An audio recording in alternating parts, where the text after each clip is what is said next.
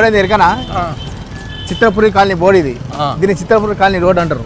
లోపల మనం చిత్రపురి కాలనీలో పోతున్నాము. చిత్రపురి కాలనీ అంటే అంత సినిమా వర్కర్స్, అంత సినిమా వాళ్ళకి సంబంధించిన వాళ్ళు ఉంటారు. ఇక్కడ వేరే ఎవరు ఉండరు. ఇక లిఫ్ట్లో పోదా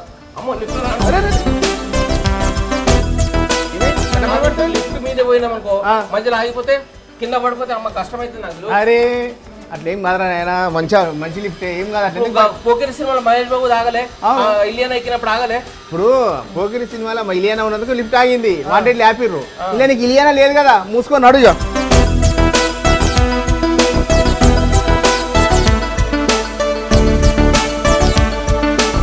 నమస్తే శంకర్ అన్న, దాబా ఏదా అన్న ఎట్లా మంచిగా ఉన్నావు అన్న?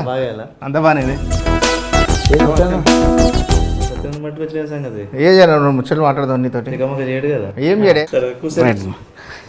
అమ్మాయి ఏం తాగుతారంటే నాకు కొంచెం వేరే ఆశలు పుడతాయన్న.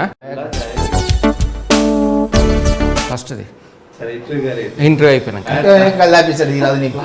ఇంటర్వ్యూ స్టార్ట్ కానీ అందరికి ఏంటంటే ఎందుకు చెప్తాం, ఆడ అందరు చూస్తుండ్రు పబ్లిక్. ఇంటర్వ్యూ అయిపోయినా కళ్యాణ దాపియానా అందరు ఇంటున్నాడా? ఇంటురా సతన కళ్ళు తాగుతలేడు, ఛాయ్ తాగుతుండ్రు. కేసీఆర్ డబుల్ బెడ్రూమ్ లాగా ఉన్నదన్న ఇది మొత్తం. డెఫినెట్గా ఉంటుంది, బాగుంది ఇది. ఇది మొత్తం సినిమా వాళ్ళు ఉంటారు ఇక్కడ. సినిమా వాళ్ళు ఉంటుంది, ఇక అటు ఇటు ఉంటారు అందరు, బయట కూడా ఉంటారు. సినిమాల కోసం మంచిగా కట్టుకుంటారు. మంచి ఎన్ని లేదు వచ్చి 6 months పైన నీకు వచ్చినా కానీ కొత్త సినిమాలు కొత్త డిస్కషన్ స్టార్ట్ అయినాయి. మరి చేసిన ఇప్పుడు సినిమా చేస్తున్నాం, మలయాళం రీమేక్ 2 countries అని సినిమా. 2 states అనా, తెలంగాణ ఆంధ్ర? 2 దేశాల మధ్య ఇది. ఏ దేశాలు అవి? America, India. ఈ దేశానికి ఆ దేశానికి మధ్య ఉండే సంస్కృతిలో, ఆచారాల్లో, వ్యవహారాల్లో, సంప్రదాయాల్లో ఉండే వ్యత్యాసం. అది కొంచెం సీరియస్ టోన్ ఉంటుంది, సీరియస్ టోన్ ఉంటుంది. Sincere appeal of the love ఉంటుంది. ఇదేమో కంప్లీట్ ఎంటర్టైనర్. ఇది సునీల్ హీరోగా పెట్టి చేస్తున్నాము. తన బాడీ లాంగ్వేజ్కి తనకున్న సునీల్ ఎందుకన్నా మీరు మంచి యాక్షన్ తీసిండ్రు. కామెడీ సినిమా ఇది, ఎంటర్టైన్మెంట్. సున్నితమైన భావాలు, సున్నితమైన స్వభావాలు అట్లా ఉండే సినిమా కాబట్టి సునీల్కి ఎంటర్టైన్ చేయగలుగుతాడనే స్కిల్స్ ఉన్నాయి కాబట్టి ప్రేక్షకుడు కూడా సునీల్ని కామెడీ చేసే చూడడానికి ఇష్టపడుతున్నాడు కాబట్టి. సో దిలీప్ చేసి అక్కడ కామెడీ యాక్టర్ అతను కూడా. మలయాళంలో మలయాళం సినిమా అక్కడ అతను ఎంటర్టైన్ చేయడంలో నెంబర్ 1 అసలు. ఆయన సినిమాలు ఇక్కడ తెలుగులో చాలా రీమేక్ అయినాయి, పెద్ద హిట్ అయినాయి. సో సునీల్ కూడా పూలరంగ అనే సినిమా అతనిదే చేసాడు రీమేక్. సో ఆ ట్రాక్ రికార్డ్ని బట్టి ఇది చాలా బాగుంటుంది. అతని బాడీ లాంగ్వేజ్ బాగుంటుంది అని చెప్పి పూలరంగంలో 6 pack చేసిండు మలయాళం సినిమా. ఇది కూడా మలయాళం సినిమా, 2 states 2 countries. దీంట్లో ఏం చేస్తున్నా 5 packs ఇట్లా కామెడీ చేస్తాడు, కంప్లీట్ కామెడీ 10 packs అవుతుంది.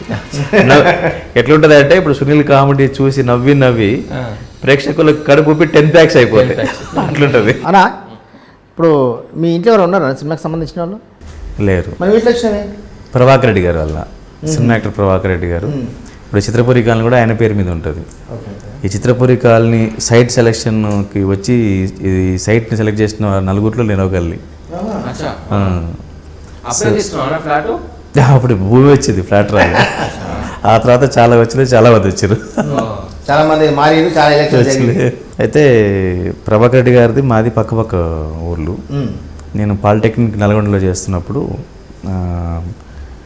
ప్రభాకర్ గారు వచ్చారని తెలిసి వాళ్ళ ఫాదరు చనిపోయినప్పుడు వచ్చినప్పుడు అప్పుడు కలిసినప్పుడు మా టీచర్లు వీళ్ళంతా కూడా వీడు బాగా చదువుతాడు, నెంబర్ 1 స్టూడెంట్, కవితలు కూడా రాస్తారంటే నేను రాసిన కవితలు చూసి తీసుకుని పోయాను అనమాట. ఇక్కడికంటే అక్కడే బెటర్.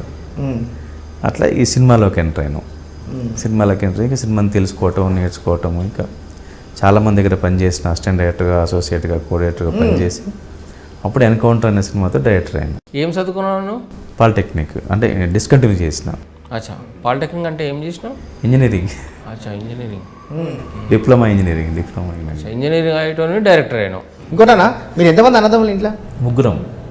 అంటే ఎంతమంది ఉన్నారు? చెల్లెమో అమెరికాలో ఉంటుంది, మ్యారేజ్ చేసిన. నా తర్వాత తమ్ముడు చనిపోయాడు, తర్వాత కూడా ప్రొడక్షన్ లైన్లో ఉన్నాడు. మీ నాయన ఏం చేస్తున్నాడు? మాకు రైస్ మిల్ ఉండేది, పెద్దది కాదు, చిన్నది, ఊళ్ళలో ఉంటాయి కదా. యాక్చువల్గా మాది బట్టలు అంటే మిషన్లు, బట్టల వ్యాపారం ఉండేది. సో అది ఇక అప్పులు పెట్టి కొడుతుందని చెప్పి అది తీసేసి రైస్ మిల్ పెట్టాము. ఇంకా నేను ఊహ తెలిసిన దగ్గర నుంచి నాకు రైస్ మిల్లే తెలుసు. నువ్వు చదువుకున్నది మా వేములపల్లి, ఆగాముత్కూరు, చిరుమర్తి, తర్వాత నల్గొండ. అంటే ప్రైమరీ స్కూల్ దాకా ఒక దగ్గర, హై స్కూల్ ఒక దగ్గర, ఒక కాలేజ్ ఒక దగ్గర. స్కూల్లో బాగా చదివేటా? నెంబర్ 1 స్టూడెంట్ నేను, ఫస్ట్ క్లాస్ స్టూడెంట్ నేను. 10th class. అందుకే నెంబర్ 1 హీరోతో సినిమా తీసిన ఫస్ట్ సినిమా. మాకు 10th క్లాస్ మా 5 హై స్కూల్లో, గవర్నమెంట్ హై స్కూల్లో నేనే ఫస్ట్ క్లాస్ స్టూడెంట్ని. ఒక్కనే ఫస్ట్ క్లాస్ వచ్చిన 5 హై స్కూల్ ఉంటాయి సరౌండింగ్స్లో. రాకుండా ఉంటే బాగా పెద్ద ప్రొఫెసర్ అవుతుంటేమో. ప్రొఫెసర్ ఇంజనీరింగ్ అండి, డిప్లొమా కదా, ఇంజనీరింగ్ సూపర్వైజర్ అవుతుంటుంది. ఇప్పుడు ఇంజనీర్ అవుతుంటాను, ప్రమోషన్ వచ్చి. మ్యారేజ్ ఏ సంవత్సరాలు అయింది మరి? Marriage 97. Arranged, Nizamabad. Love marriage why now? అలాగే చేసి అంత టైం లేదు, అంత ఓపిక లేదు. ఇప్పుడు పిల్లలు ఎంతమంది అన్న? 2, ఒక అబ్బాయి ఒక అమ్మాయి. వాళ్ళు ఏం చేస్తారు? వాడు ఇంటర్మీడియట్ చదువుతున్నాడు. అంత పెద్ద కొడుకున్నాడు. పాప ఏమో 2nd క్లాస్ చదువుతుంది. ఇప్పుడు గ్యాప్ ఉంది వాళ్ళకి. సో వాళ్ళు ఇక్కడికి వస్తుంటారా సినిమా ఫీల్డ్కి ఏమైనా తెప్పించే? అట్లే తిరిగి ఉంటారు, ఇక ఇంటి వాతావరణం ఉంటుంది కాబట్టి.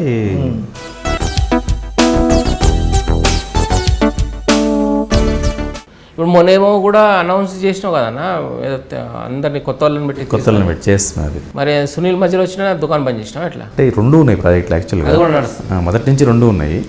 అది ఎన్నోన్ చేసిన టైం కూడా ఇది కూడా ఉంది. ఈ సునీల్ది కూడా ఉండే? సునీల్ ఉంది, కానీ ఇంకా అప్పటికి కథ ప్రాజెక్టు మొత్తం ఫైనలైజ్ కాలే.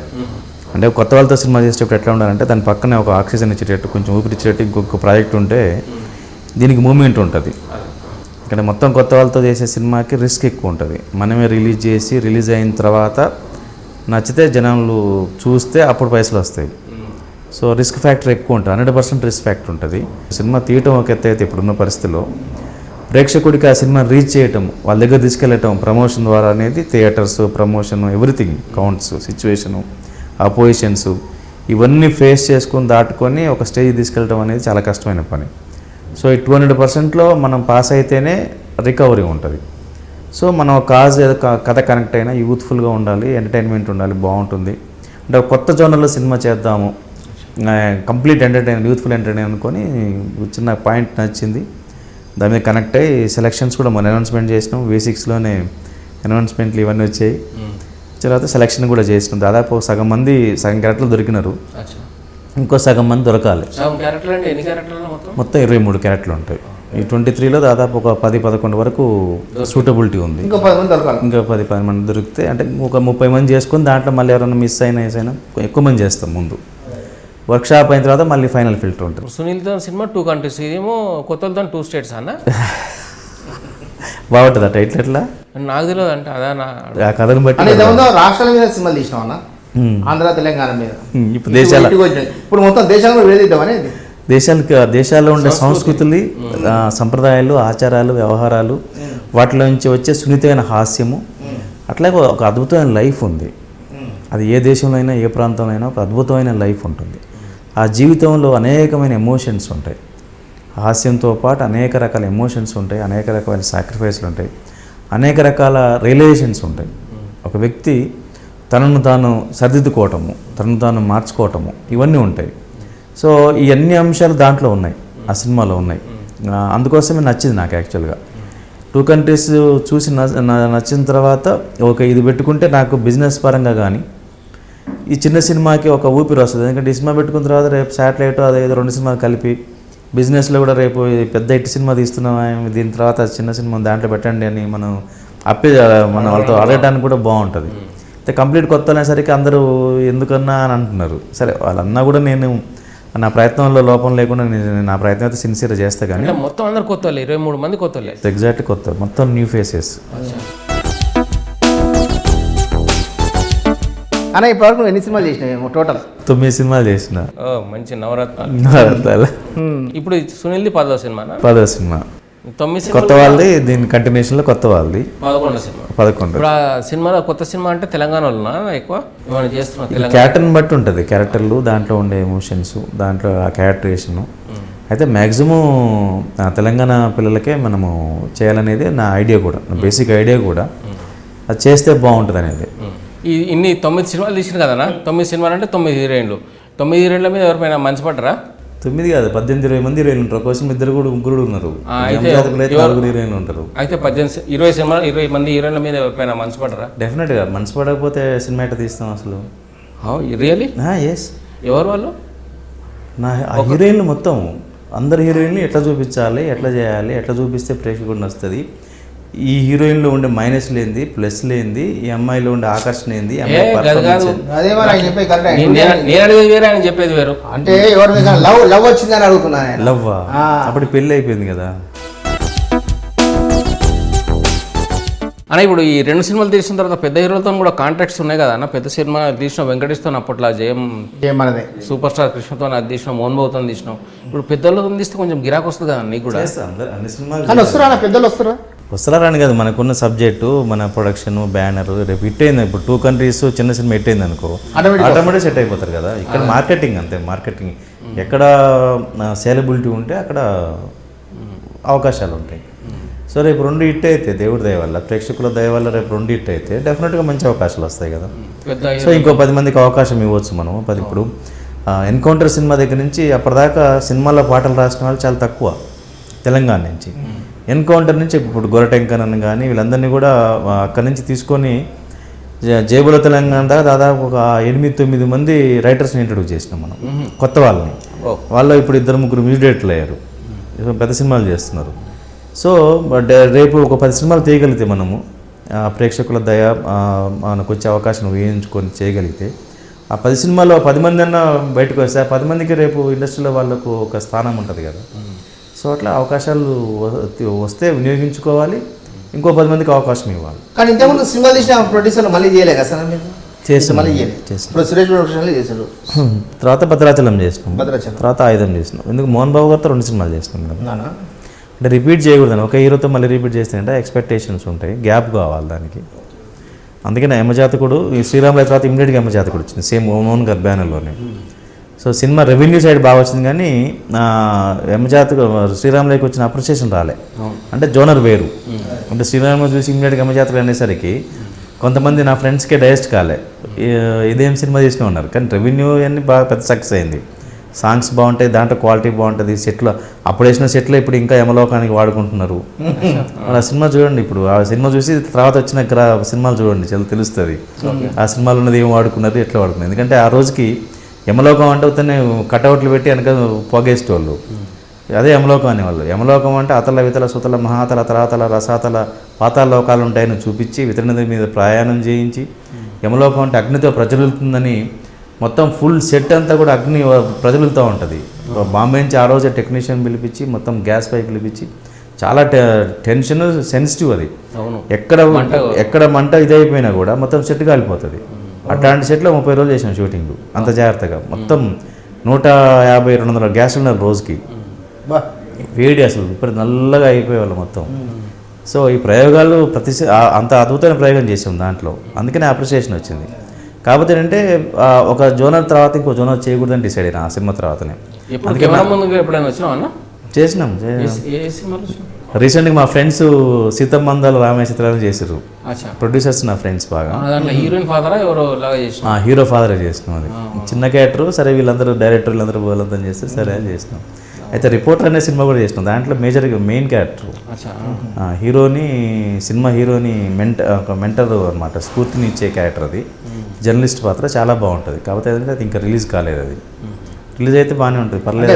కాదన్నా ఫ్రెండ్స్ చెప్పినందుకు చేసినావా, లేక నీకు కూడా ఇంట్రెస్ట్ ఉందా కెమెరా ముందుకు వద్దామని? ఇంట్రెస్ట్ అయితే లేదు, ఎందుకంటే ఈ ప్రొఫెషన్ వేరు, ఆ ప్రొఫెషన్ వేరు. అంటే డైరెక్షన్ అనేది ఏమో చాలా కీలకమైంది. యాక్టర్ అనేసరికి లిమిట్ అయిపోతాం కదా. యాక్టర్ అనేసరికి ఇంతమందిలో ఒకటిగా ఉంటాము, డైరెక్టర్ అనేసరికి ఇంతమందికి ఒకటిగా ఉంటాం.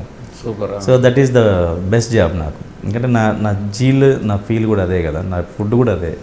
ఇప్పుడు మీరు మొత్తం 9 సినిమాలు చేసిరానా? ఈ 9 సినిమాలో బాగా ఇష్టం వచ్చిన సినిమా ఏది, మీకు నచ్చిన సినిమా? అన్నీ నచ్చినాయి కాబట్టి తీసిన. అంటే 9 సినిమాలు బాగా ఇష్టపడేది.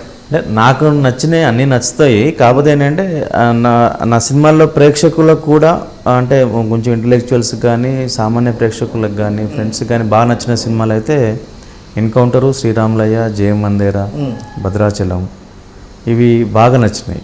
ఇంకా తర్వాత లెవెల్ అయితే ఆయుధము, యమజాతకుడు, ఇవి ఇక జయబోలో తెలంగాణ అయితే అల్టిమేట్ అది. ఇప్పుడు ఇన్ని సినిమాలు చేసినా కూడా జయబోలో తెలంగాణ డైరెక్టర్ శంకర్ రెడ్డి అని చాలా మంది గుర్తుపడుతున్నారు. అవును, ఎందుకు ఇంత పేరు వచ్చింది? అదే అది అల్టిమేట్. ఎందుకంటే ఎన్కౌంటర్ చేసిన తర్వాత ఎన్కౌంటర్ శంకర్ అని అనేవాళ్ళు. ఎక్కడికి వెళ్ళినా కూడా ఇప్పుడు వేరే విజయవాడకో లేకపోతే అన్నవరమో ఇట్లా తిరుగుతాం, తిరుపతి వెళ్ళినప్పుడు ఫోటోలు పెట్టినప్పుడు ఎన్కౌంటర్ శంకర్ అనేవాళ్ళు.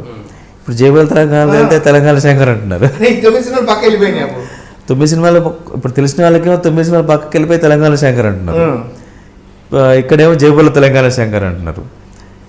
చాలామంది తెలంగాణలో కానీ మిగతా ప్రాంతాల్లో అసలు నా సినిమాలు తెలియని వాళ్ళు చాలామంది ఉన్నారు. సినిమా చూస్తారు కానీ పేరు పెద్దగా గుర్తుండదు. వాళ్ళు జయబోలో తెలంగాణ తర్వాత వెనక్కి ఈ సినిమా డైరెక్టర్ ఏం చేసినా చూసుకోలేరు. అరే ఎన్కౌంటర్ అయినదేలా, శ్రీరాములు అయినదేలా, జయమంది అయినదేలా, భద్రాచలం అయినదేలా, ఇట్లా కొంచెం వెనక్కి వెళ్ళి చూసుకొని మంచి డైరెక్టర్ పర్లేదు కలిసినప్పుడు చెప్తుంటారు. నేను జయబోలో తెలంగాణ తర్వాత వెనక్కి వెళ్తే ఇన్ని సినిమాలు నువ్వే చేసావు నాకు ఆశ్చర్యం అనిపించింది. జయబోలో తెలంగాణ నువ్వు ఫస్ట్ సినిమా తీస్తున్నావు అనుకున్నావు చాలామంది అన్నారు. సో అట్లా తెలంగాణ సమాజము తర్వాత సినిమాని ప్రేమించే వాళ్ళు, ఇంటలెక్చువల్స్, డెమోక్రేట్స్ అందరూ కూడా బాగా లైక్ చేస్తున్నారు. ఇప్పుడు జయబోలో తెలంగాణ సినిమా తీసేంత వరకు అందరూ వాడు అన్నట్టుగా ఉండే. శంకర్ అంటే డైరెక్టర్ పోయి మనోడా గినోడా కాదు, శంకర్ అంటే డైరెక్టర్. జయబోలో తెలంగాణ సినిమా తీసాగానే నేను ఒక ప్రాంతం వాడు అన్నట్టుగా వచ్చింది ఒక ముద్ర. దానివల్ల నీకు ఏమన్నా నష్టం జరిగిందన్నా? నష్టం అట్లా ఏం లేదు. ఇప్పుడు ఎన్కౌంటర్ తీసినప్పటి నుంచి కూడా మన ప్రతి ఇంటర్వ్యూలో మాది నల్గొండ జిల్లా అని చెప్తూనే ఉన్నాం కదా, అది తెలుసు, చాలామంది తెలుసు. తర్వాత జయబోలో తెలంగాణ తర్వాత ప్రాబ్లమ్స్ వస్తాయా లేవని కూడా ఆ రోజు ఆలోచించలేదు నేను. ఆలోచిస్తే ఆ సినిమా చేయలేము. సినిమా ప్రేక్షకుడికి అనేది ఇదనే ఉండదు, ఇది అదేనే ఉండదు నాకు తెలిసి. పరిశ్రమ ఉంటుంది, అది దాన్ని మనం ఏం చేయలేము.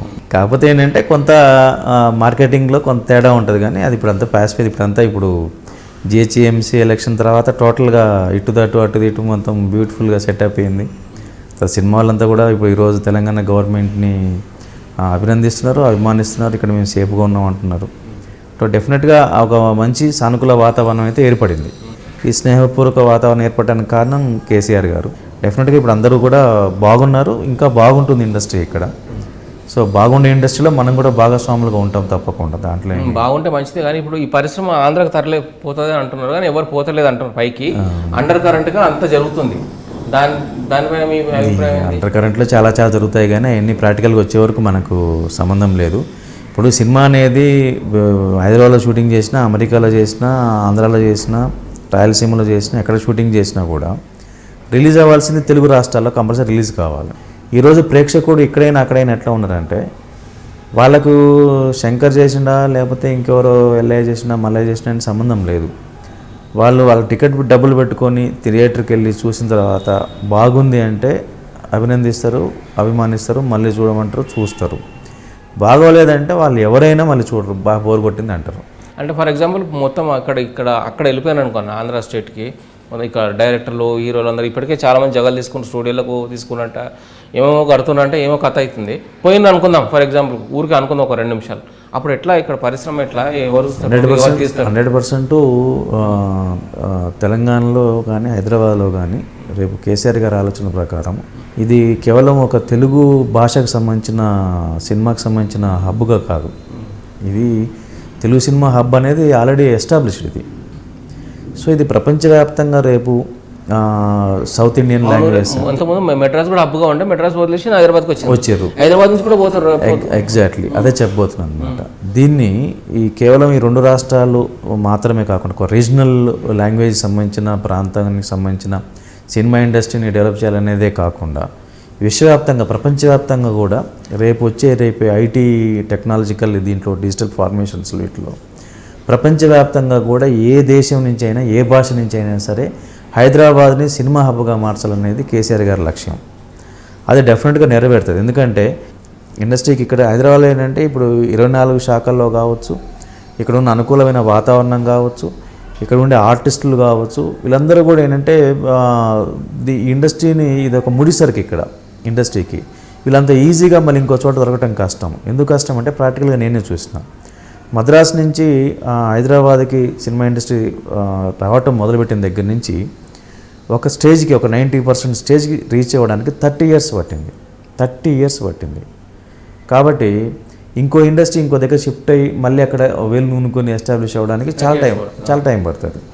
సో అంత కాకపోతే ఎంత కొంత టైం టెక్నాలజీ వల్ల తక్కువ పడుతుండొచ్చు. కానీ ఏది ఎటు వెళ్ళినా కూడా షూటింగ్లు బీచ్లో తీయాలంటే మనం సముద్రం ఒడ్డుకే వెళ్ళాలి. అది వైజాగ్ చేస్తామా, మద్రాసు చేస్తామా, లేకపోతే కేరళకు పోతాం, ఎక్కడికి వెళ్తాం అనేది బీచ్ కావాలంటే సముద్రం పోలేము. సో హుసేన్ సాగర్ తీయాలంటే హుసేన్ సాగర్కి రావాలి, అది సముద్రం దగ్గర తీయలేము. కాబట్టి వస్తాయి. కాబట్టి కథను బట్టి, కథాంశాన్ని బట్టి సినిమాల షూటింగ్లు ఉంటాయి ఖచ్చితంగా. ఇంకోటి ఏంటంటే హైదరాబాద్ అనేది రేపు ప్రపంచవ్యాప్తంగా ఒక అనువైన ప్రాంతంగా షూటింగ్లకు తయారు చేయాలనేది ఒక ఆలోచన ఉంది. ఆలోచనలో భాగంగా 3 లాంగ్వేజెస్ ఆల్రెడీ వస్తూ పోతూ ఉన్నాయి. ఫ్యూచర్లో గవర్నమెంట్ ఇప్పుడు కాకపోయినా ఇంకొంచెం టైం తీసుకుని అద్భుతమైన పాలసీలు చేసే భాగంగా ఫ్యూచర్లో హాలీవుడ్, బాలీవుడ్ సినిమాలు కూడా ఇక్కడికి వచ్చి ఈ గ్రాఫిక్స్ సంబంధించి కానీ, యానిమేషన్ సంబంధించి కానీ, తర్వాత షూటింగ్ పార్ట్ సంబంధించి, ఇప్పుడు హాలీవుడ్ సినిమాలకు షూటింగ్ పార్ట్ తక్కువ ఉంటుంది, మిగతా అంతా సీజీ వరకే ఉంటుంది. సో దీన్ని ఒక హబ్గా మార్చి షూటింగ్ పార్ట్తో సహా ఇక్కడ షూటింగ్ చేసుకునే విధంగా గవర్నమెంట్ ప్రయత్నం చేస్తుంది.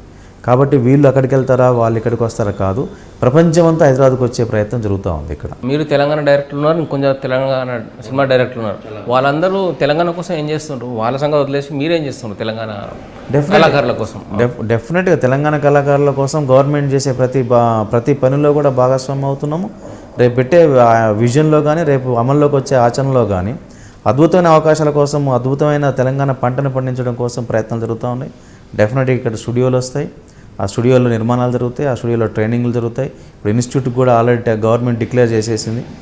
గవర్నమెంట్ ఇన్స్టిట్యూట్ కూడా ఒక 50 నుంచి 100 ఎకరాల్లో ఇన్స్టిట్యూట్ చేయాలని ఆల్రెడీ అనౌన్స్మెంట్ కూడా జరిగింది. అక్కడ ఉన్న ఒక వనరులని, పంటని అద్భుతంగా వాడుకొని, ఆ సోర్సెస్ని వాడుకొని రేపు ఇన్స్టిట్యూట్స్ వస్తే ప్రతి శాఖ నుంచి సంవత్సరానికి 20-25 మంది స్కిల్డ్ టెక్నీషియన్స్, స్కిల్డ్ యాక్టర్స్ వస్తారు. అట్లా 5 సంవత్సరాల్లో ప్రతి శాఖలో 100 మంది ఉంటే ఇంకెంతమంది కావాలి అసలు? ఇట్లా వచ్చిన క్రాఫ్ హాలీవుడ్, బాంబే సినిమాలు అవి ఇవి వాళ్ళు మొత్తం యాడ్స్లో, వాటిలో, షార్ట్ ఫిల్మ్స్లో ఈరోజు అద్భుతంగా చేసుకుంటూ ఉంటే అసలు ఇక్కడ ఇంతకన్నా వనరులు ఏముంటాయి? తెలంగాణ గవర్నమెంట్ అద్భుతంగా చేస్తుంది, అంటే ఆ విజన్ ఉంది. కాకపోతే ఏంటంటే కొంతమందిలో ఆ నిరుత్సాహం ఉంది, డిసప్పాయింట్మెంట్ ఉంది, ఏం జరగలేదు అనేది. బట్ ఏది అంత ఈజీగా జరగదు. ఎందుకంటే తెలంగాణ రావడానికి కూడా 14 సంవత్సరాల కృషి ఉంది. కొంచెం ఓపిక బట్టి అవకాశం ఉన్నవాడు దూరుతున్నాడు, చేసుకుంటున్నాడు, వెళ్ళిపోతున్నాడు. సో అట్లా అవకాశాలు తీసుకొని వెళ్ళిపోండి, దూరండి వెళ్ళిపోండి.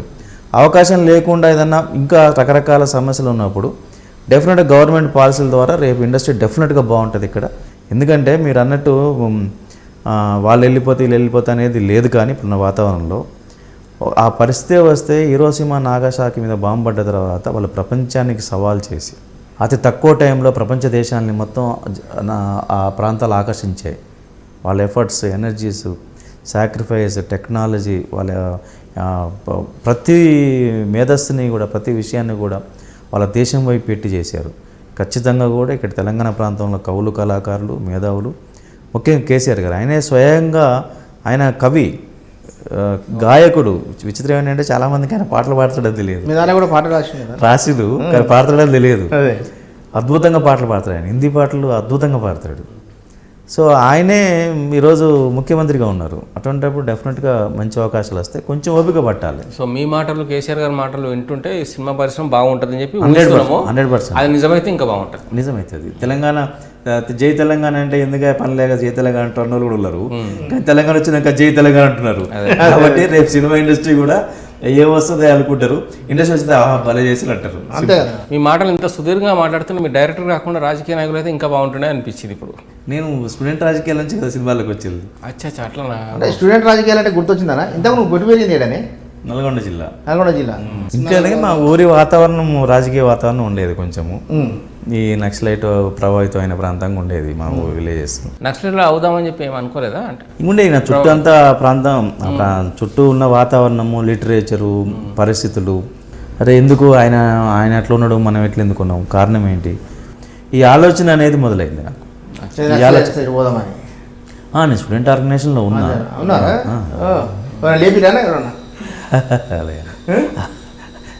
సత్యనారాయణ గారు నువ్వు పడుతున్నావు. సత్యనకు భయపడలేదు, లీవ్ భయపడాల్సి వస్తుంది కూడా. సో అదేం లేదు కానీ ఉన్నా అంటే ఆ భావజాలానికి ఆ భావజాలంతో ఉన్న ఆ లిటరేచర్, అందుకనే ఎన్కౌంటర్ తీయగలిగినాం మనం. ఆ భావజాలం ఉంది, ఆలోచన ఉంది. ఆ రోజు ఈ అంటే అమాయకమైన పిల్లలు కూడా చంపబడుతున్నారు. ఇది డెమోక్రటిక్ స్పేస్లో ఇది కరెక్ట్ కాదు. ఈ విషయాన్ని ప్రపంచానికి చెప్పాలి. సో సినిమా అనే మాధ్యమం ద్వారా చెప్పాలి. చెప్తే ఇది ప్రపంచానికి తెలిసి జరుగుతుంది అనుకుంటారు అని ఎన్కౌంటర్ చెప్పడం జరిగింది.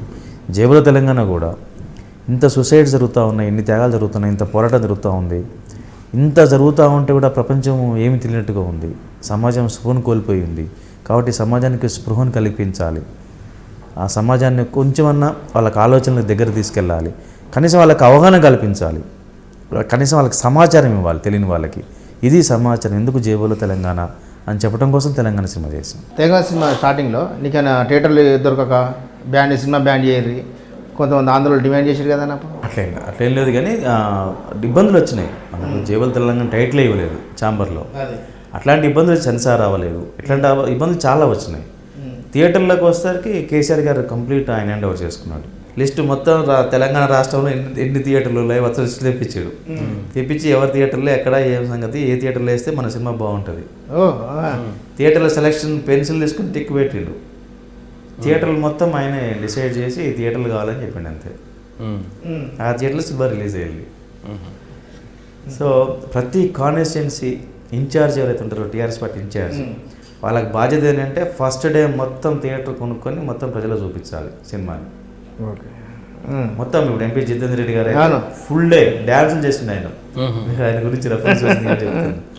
ఇట్లా ప్రతి ఎమ్మెల్యే ప్రతి ఎంపీ కాంటెస్ట్ ఎవరైతే చేయాలని ఇంట్రెస్ట్తో ఉన్నారో ప్రతి ఒక్కరు కూడా టీఆర్ఎస్ పార్టీ తరఫున అంత అద్భుతమైన ఇది చేశారు. అట్లాగే తెలంగాణ సమాజం అంతా ఆ సినిమాతో ఉంది. అది శంకర్ సినిమాగా రాలేదు. అది యాక్చువల్గా సరే నేను డైరెక్టర్ ప్రొడ్యూసర్ కాబట్టి శంకర్ జేబుల్ తెలంగాణ, కానీ యాక్చువల్గా మొదలుపెట్టినప్పుడే శంకర్ సినిమా అది ఎప్పుడైతే అనౌన్స్ చేసి మొదలుపెట్టి షూటింగ్ స్టార్ట్ చేసినామో అది తెలంగాణ సమాజం ఓన్ చేసుకుంది. ఇటు కేసీఆర్ గారు కానీ ఇటు మిగతా అందరూ కూడా అన్ని గద్దరన్న కానీ మిగతా అందరూ కూడా దాన్ని ఓన్ చేసుకున్నారు.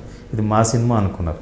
కాబట్టే ఆ కష్టం ఏదో నేను పర్సనల్గా స్ట్రగుల్ అయిన విషయం ఏదో ఉంది, కానీ వాటి మిగతా అంశాలు మొత్తం వాళ్ళు చూసుకున్నారు.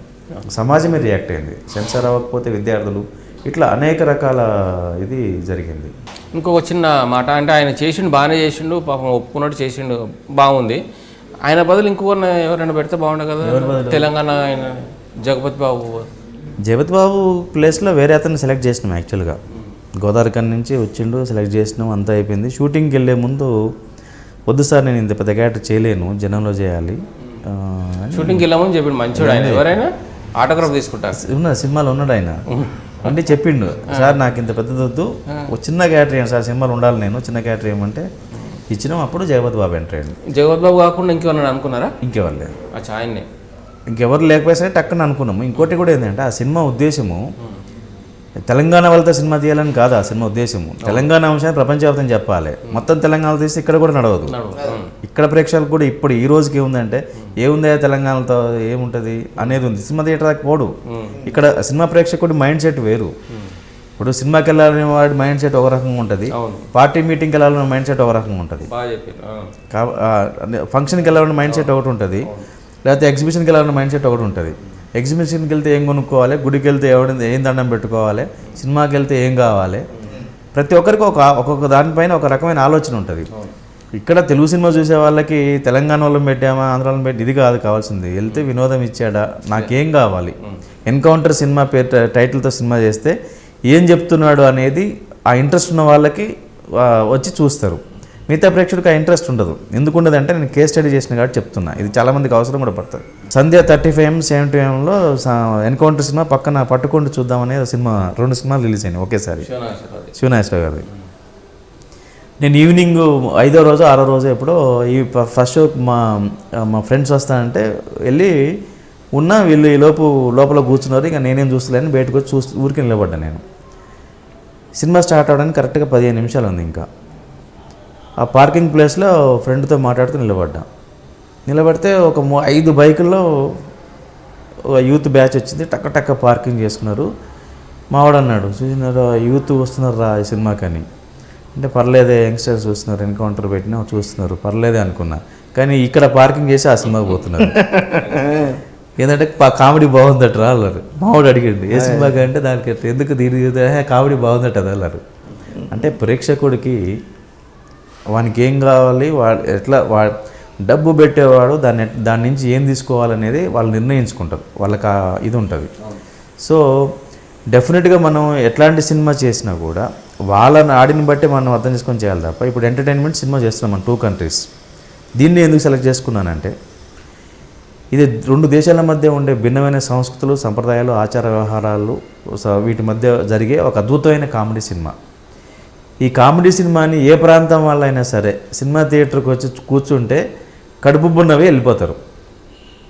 సో వాళ్ళు ఎంటర్టైన్ చేయబడతారు కాబట్టి సక్సెస్ అవుతుంది. ఇప్పుడు నాకు ఈరోజు కావాల్సింది సక్సెస్, సేఫ్ గేమ్.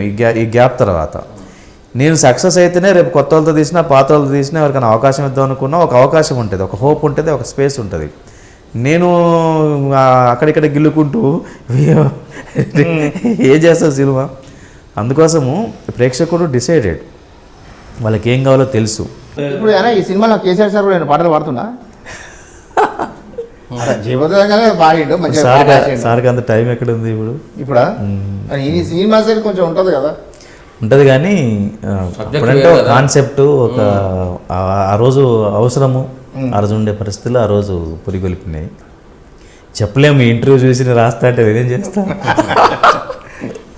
ఇంకా మాట్లాడుతుందా మరి? ఇంకేం లేదు అన్న. మంచిగా మీ సినిమా మంచిది ఏంటి, సినిమా హిట్ కావాలి, మా తెలంగాణ పిల్లలకు, మన తెలంగాణ పిల్లలకు అందరికి మంచి అవకాశాలు ఏంటి, అందరూ సక్సెస్ కావాలి, తెలంగాణ కూడా మంచిగా పెద్దగా కావాలి అని మాకు డెఫినెట్గా. మీ 2 countries మా ఈ 3 people నుంచి ఆల్ ది బెస్ట్ అన్న. ఓకేనా? థ్యాంక్ యూ అన్న. 3 అంటే this is 2 and this is single. Full ticket, half ticket. Thank you అన్న. Thank you.